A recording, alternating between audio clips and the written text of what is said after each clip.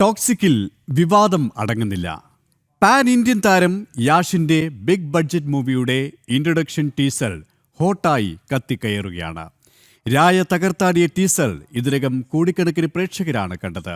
ഗീതു മോഹൻദാസ് സംവിധാനം ചെയ്ത ചിത്രത്തിന്റെ ടീസറിനെ അനുകൂലിച്ചും പ്രതികൂലിച്ചും സോഷ്യൽ മീഡിയ സജീവമാണിപ്പോൾ.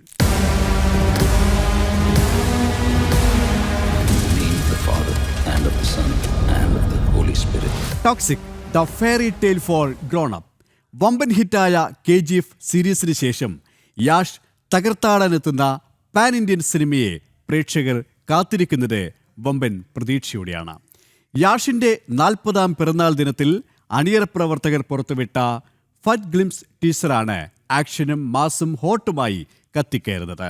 ശ്മശാനത്തിൽ നടക്കുന്ന സംഘർഷഭൂമിയാണ് ടീസറിൽ.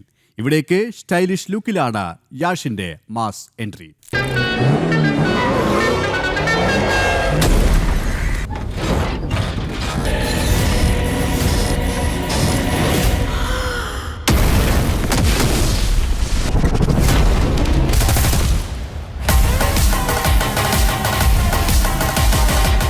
ഇതിനിടയിലെ ബോൾഡ് രംഗമാണ് ഇപ്പോൾ വിവാദമായിരിക്കുന്നത്. സംവിധായിക ഗീതു മോഹൻദാസിനെതിരെ അതിരൂക്ഷ വിമർശനവുമായാണ് ഒരു വിഭാഗം രംഗത്ത് വന്നിരിക്കുന്നത്. നിതിൻ രഞ്ജി പണിക്കർ സംവിധാനം ചെയ്ത മമ്മൂട്ടി പ്രധാന വേഷത്തിലെത്തിയ കസബ എന്ന ചിത്രത്തിലെ ഒരു രംഗത്തിനെതിരെ ഗീതു അന്ന് നടത്തിയ വിമർശനവും പരാമർശവുമാണ് പുതിയ വിമർശനത്തിന് കാരണം. ട്രോളും ഈ വിമർശനത്തിനെതിരെ വലിയ രീതിയിൽ വന്നുകൊണ്ടിരിക്കുകയാണ്. നിതിൻ രഞ്ജി പണിക്കരും വലിയ വിമർശനവുമായിട്ടാണ് രംഗത്ത് വന്നിരിക്കുന്നത്. ഇത്തരമൊരു സ്ത്രീ വിരുദ്ധത ആവശ്യമുണ്ടായിരുന്നോ എന്നാണ് ഉയരുന്ന ചോദ്യം.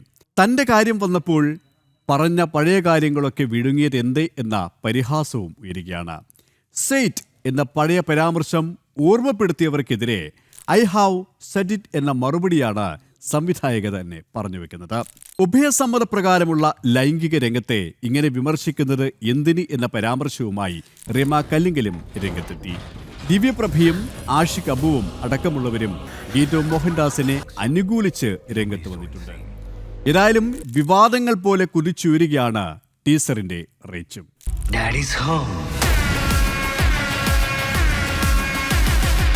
KGFന്റെ ബ്ലോക്ക് ബസ്റ്റർ വിജയത്തിന് ശേഷം 4 വർഷം കഴിഞ്ഞാണ് യാഷിന്റെ ഒരു ചിത്രം പ്രേക്ഷകർക്ക് മുന്നിലേക്ക് എത്തുന്നത്.